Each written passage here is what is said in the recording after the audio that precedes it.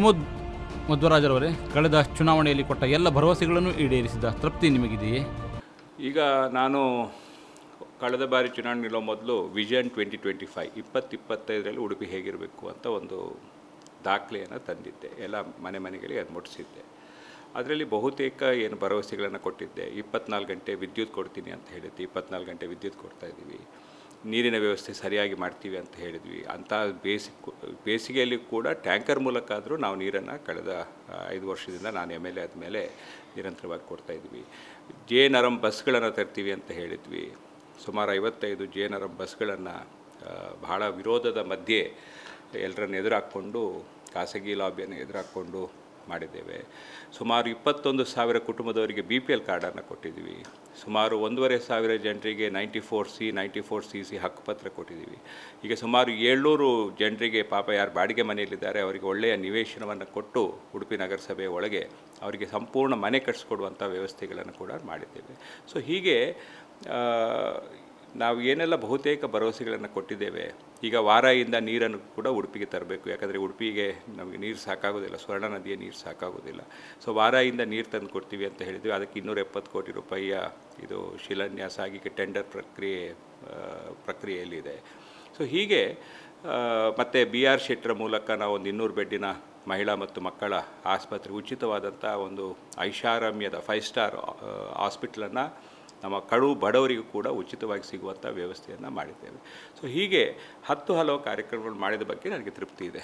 ಕೇಂದ್ರ ಸರ್ಕಾರದಿಂದ ಬರುವ ಅನುದಾನ ಬಳಸಿ ಮಾಡಿದ ಕೆಲಸವನ್ನು ನಿಮ್ಮ ಕೆಲಸ ಅಂತ ಹೇಳ್ಕೊಳ್ತಾ ಇದ್ದೀರಿ. ಈ ಆರೋಪ ಮಾಡ್ತಾ ಇರೋದು ವಿಪಕ್ಷದವರು. ಏನು ಹೇಳ್ತೀರಿ ನೀವು ಇದಕ್ಕೆ? ಇಲ್ಲ, ಈಗ ಕೇಂದ್ರ ಆಗಲಿ ರಾಜ್ಯ ಆಗಲಿ ಇದು ಅದನ್ನು ಅನುಷ್ಠಾನ ಮಾಡೋರು ನಾವು. ಈಗ ಕೇಂದ್ರ ತಗೊಂಡು ಬಂದು ಸೀದವಲ್ಲಿ ಇಲ್ಲಿ ಮಾಡಲಿಕ್ಕಾಗೋದಿಲ್ಲ. ಅದು PWD ಇಲಾಖೆಯ ಮೂಲಕ ಇರ್ಬೋದು, ಬೇರೆ ಬೇರೆ ನಮ್ಮ ರಾಜ್ಯ ಸರ್ಕಾರದ ಇಲಾಖೆಗಳ ಮೂಲಕವೇ ಕೇಂದ್ರ ಸರ್ಕಾರದ ಯೋಜನೆಗಳು ಅನುಷ್ಠಾನ ಆಗುವಂಥದ್ದು. ಸೊ ಹಾಗಾಗಿ ಅನುಷ್ಠಾನ ಮಾಡುವಂಥ ಜವಾಬ್ದಾರಿ ನಮ್ಮ ಮೇಲೆ ಬರುತ್ತೆ. ಸೊ ನಾವು ಅದನ್ನು ಜನರಿಗೆ ವರದಿ ಒಪ್ಪಿಸೋದು ನಮ್ಮ ಕರ್ತವ್ಯ. ಮತ್ತು ವಿರೋಧ ಪಕ್ಷದವರು ಕುರುಡರಾಗಿದ್ದಾರೆ ಅಂತ ಹೇಳಿದರೆ ನನಗೇನು ಮಾಡಲಿಕ್ಕಾಗೋದಿಲ್ಲ. ಆದರೆ ಜನಸಾಮಾನ್ಯರಿಗೆ ಬೇಕಾದಷ್ಟು ಕೆಲಸ ಆಗಿದೆ ಅಂತಕ್ಕಂಥ ಮನವರಿಕೆ ಆಗಿದೆ. ನೀವು ಹೋಗಿ ಜನರ ಹತ್ರ ಹೋಗಿ ಮಾತಾಡಿದ್ರೆ ಗೊತ್ತಾಗುತ್ತೆ. ಕುರುಡುತನದಿಂದ ಬಳಲುತ್ತಿರುವವರಿಗೆ ನಾವು ಏನು ಉತ್ತರ ಕೊಡಲಿಕ್ಕಾಗೋದಿಲ್ಲ. ಮೀನುಗಾರಿಕೆ ಇಲಾಖೆ ನಿಮ್ಮ ಬಳಿ ಇತ್ತು, ಆದರೆ ಸ್ಥಳೀಯ ಮೀನುಗಾರರ ಸಮಸ್ಯೆ ಬಗೆಹರಿಸುವ ಮತ್ತು ಮೀನುಗಾರರಿಗೆ ಸೌಲಭ್ಯ ಒದಗಿಸುವ ವಿಷಯದಲ್ಲಿ ಪ್ರಾಮಾಣಿಕತೆ ಮೆರೆದಿಲ್ಲ ಅಂತ ಆರೋಪ ಮಾಡ್ತಾ ಇದ್ದಾರೆ. ಏನಂತೀರಿ ಅದಕ್ಕೆ? ಈಗ ಮೀನುಗಾರಿಕೆ ಇಲಾಖೆಯಲ್ಲಿ ನಮ್ಮ ಮಲ್ಪೆ ವಿಚಾರ ಹೇಳೋದಾದರೆ 5 ಕೋಟಿ ವಿಶೇಷ ಅನುದಾನವನ್ನು ಕೊಟ್ಟು ಅಲ್ಲಿ ಜೆಟ್ಟಿ ವಿಸ್ತರಣೆ ಮಾಡ್ತಿದ್ವಿ, ರಸ್ತೆಗಳ ಅಭಿವೃದ್ಧಿ ಮಾಡ್ತಾಯಿದ್ವಿ. ಮತ್ತು ಮೀನುಗಾರಿಕೆಯಲ್ಲಿ ಸಮುದ್ರದಲ್ಲಿ ಮೃತಪಟ್ಟಂಥವರಿಗೆ 2 ಲಕ್ಷದನ್ನು 6 ಲಕ್ಷ ರೂಪಾಯಿ ಮಾಡಿದ್ದೀವಿ ಪರಿಹಾರ.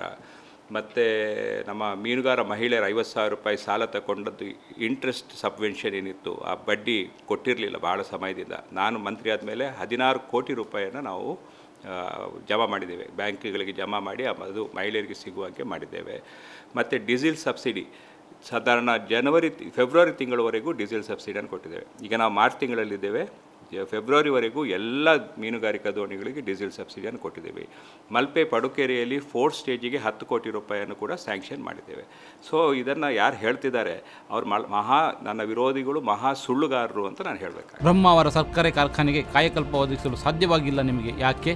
ಸಕ್ಕರೆ ಕಾರ್ಖಾನೆಯಲ್ಲೂ ಕೂಡ ರೈತರ ಬಾಕಿ ಇತ್ತು, ಕಬ್ಬು ಕೊಟ್ಟಂಥ ದುಡ್ಡು ಬಾಕಿ ಇತ್ತು, ನೌಕರರ ಸಂಬಳ ಬಾಕಿ ಇತ್ತು, ಕೆಲವು ಕೋಆಪರೇಟಿವ್ ಸೊಸೈಟಿ ಸಾಲ ಬಾಕಿ ಇತ್ತು.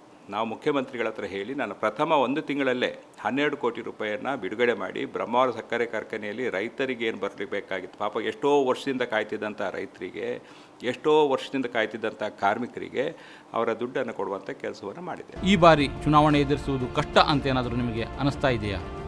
ಈಗ ನಾನು ಚುನಾವಣೆ ದೃಷ್ಟಿಯಿಂದ ಕೆಲಸ ಮಾಡೋನಲ್ಲ. ನಾನು ಆತ್ಮತೃಪ್ತಿಗೆ ಮತ್ತು ಜನರಿಗೆ ಕೊಟ್ಟ ಮಾತಿನಂತೆ ದೇವರಿಗೆ ಸರಿಯಾಗಿ ಜನರ ಸೇವೆ ಮಾಡ್ಕೊಂಡು ಬಂದವ.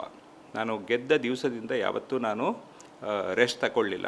24 ಗಂಟೆ 365 ದಿವಸ ಕೆಲಸ ಮಾಡ್ಕೊಂಡು ಬಂದಿದ್ದೀನಿ ಜನರಿಗೆ. ಸೊ ಈ ಪರೀಕ್ಷೆ ಕಾಲ ಬಂದಾಗ ಮಾತ್ರ ಓದುವ ಹುಡುಗನಿಗೂ ಪ್ರಥಮ ಶಾಲೆ ಸೇರಿದಾಗಿನಿಂದ ಇಡೀ ವರ್ಷ ಓದುವ ಹುಡುಗನಿಗಿರುವಂಥ ವ್ಯತ್ಯಾಸ ಏನು? ಅವನಿಗೆ ಪರೀಕ್ಷೆ ಸುಲಭ ಆಗುತ್ತೆ. ಸೊ ನನಗೆ ನಿರಂತರವಾಗಿ ಜನರ ಮಧ್ಯೆ ಇದ್ದದ್ರಿಂದ ಜನರ ಸೇವೆಗಳನ್ನು ಈಗ ನಂಬರ್ 1 ಶಾಸಕ ಅಂತ ನನ್ನ ರಾಜ್ಯದಲ್ಲಿ ಗುರುತಿಸಲ್ಪಟ್ಟಿದೆ. ಅದು ಕೆಲಸ ಮಾಡೋದೇ ನಂಬರ್ 1 ಆಗುತ್ತಾ? ಅವರು ಏನು ಸರ್ವೆ ಮಾಡಿದ್ದಾರೆ ಟೈಮ್ಸ್ ಆಫ್ ಇಂಡಿಯಾ, ಪ್ರಜಾವಾಣಿ, ಅವರಿಗೆ ತಲೆ ಕೆಟ್ಟು ಹೋಗಿ. ನಿಮ್ಮ ಸಾಧನೆಗಳ ಪಟ್ಟಿಯಲ್ಲಿ ಕಾಮಗಾರಿ ಆಗದ ರಸ್ತೆಗಳ ಹೆಸರುಗಳು ಸೇರಿವೆ ಅಂತ ಆರೋಪ ಮಾಡ್ತಾ ಇದ್ದಾರೆ ಬಿಜೆಪಿಯವರು. ಇದಕ್ಕೇನಂತೀರಿ? ನೀವು ರಸ್ತೆ ಹೋಗಿ ನೋಡಿಕೊಂಡು ಬರ್ರಿ. ಈಗ ನೀವು ಎಲ್ಲ ಎಷ್ಟೆಷ್ಟು ರಸ್ತೆ ಮಾಡಿದ್ದೀನಿ, ಆ ಪಟ್ಟಿ ಇದೆ, ಆ ಪಟ್ಟಿ ಕೊಡ್ತೇನೆ, ನೀವೆಲ್ಲ ಚೆಕ್ ಮಾಡ್ಕೊಂಡು ಬನ್ನಿ. ಸುಮಾರು 6,000 ರಸ್ತೆಗಳನ್ನು ಮಾಡಿದ್ದೇವೆ, ರಸ್ತೆ ಬಿಲ್ಡಿಂಗ್ಗಳು 6,000 ಮಾಡಿದ್ದೀವಿ. ಚೆಕ್ ಮಾಡಿ ಬನ್ನಿ. ಗ್ರಾಮದಲ್ಲಿ ಜನರ ಹತ್ರ ಮಾತಾಡ್ಕೊಂಡು, ಬಿ ಜೆ ಪಿಯವ್ರ ಹತ್ರ ಮಾತಾಡಬೇಡಿ, ಜನರ ಹತ್ರ ಮಾತಾಡಿ. ಬಿ ಜೆ ಪಿಯವರು ಹುಟ್ಟು ಸುಳ್ಳುಗಾರರು, ನೀವು ಜನರ ಹತ್ರ ಮಾತಾಡಿ. ಈ ಚುನಾವಣೆಯಲ್ಲಿ ನಿಮ್ಮ ಎದುರಾಳಿಗಳ ಬಗ್ಗೆ ನಿಮ್ಮ ಅಭಿಪ್ರಾಯವೇನು? ಈಗ ಚುನಾವಣೆ ಅಂದಮೇಲೆ ಎಲ್ಲರೂ ಬರ್ತಾರೆ, ವಿರೋಧಿಗಳಿರ್ತಾರೆ, ಪ್ರಜಾಪ್ರಭುತ್ವ ವ್ಯವಸ್ಥೆ. ಸೊ ಅದನ್ನು ಎದುರಿಸ್ಕೊಂಡು ಹೋಗುವಂಥ ಸಾಮರ್ಥ್ಯ ಖಂಡಿತವಾಗಿ ನಮ್ಮ ಪಕ್ಷಕ್ಕಿದೆ, ನನಗಿದೆ. ಅತಿ ಹೆಚ್ಚು ಮಾರ್ಜಿನ್ನಲ್ಲಿ, ಇಡೀ ರಾಜ್ಯದಲ್ಲಿ ಅತಿ ಹೆಚ್ಚು ಅಂತರದಲ್ಲಿ ನಾನು ಗೆಲ್ತೀನಿ ಜನರ ಆಶೀರ್ವಾದದಿಂದ, ದೇವರ ಆಶೀರ್ವಾದದಿಂದ ಎಂಬತಕ್ಕಂಥ ವಿಶ್ವಾಸ ನನಗಿದೆ. ಪ್ರಮೋದ್ ಮಧ್ವರಾಜ್ ಮೃದು ಹಿಂದುತ್ವ ಅನುಸರಿಸಿದ್ದಾರೆ ಅಂತ ಹೇಳಲಾಗ್ತಾ ಇದೆ, ಇದಕ್ಕೆ ನಿಮ್ಮ ಪ್ರತಿಕ್ರಿಯೆ ಏನು? ನಾನು ಸಾಫ್ಟ್ ಹಿಂದುತ್ವ ಅಂದರೆ ಏನು? ಗೋಶಾಲೆ ನಂದು 14 ವರ್ಷದಿಂದ ಇದೆ, ಗೋಶಾಲೆ ಇದೆ, ದನಗಳನ್ನು ಸಾಕ್ತಾ ಇದ್ದೀನಿ. ನಾನು ಚಿಕ್ಕವನಿದ್ದಾಗಲೂ ನನಗೆ ದನದ ಬಗ್ಗೆ ಪ್ರೀತಿ. ಸೊ ಅದು ನಾಟಕ ಅಲ್ಲ, ನೈಜವಾದಂಥ ಗೋಪ್ರೇಮದಿಂದ ಮಾಡ್ತಾಯಿದ್ದೀನಿ. ಅದು ಕಾಂಗ್ರೆಸ್ಸಿಗೆ ಯಾಕೆ ತೊಂದರೆ?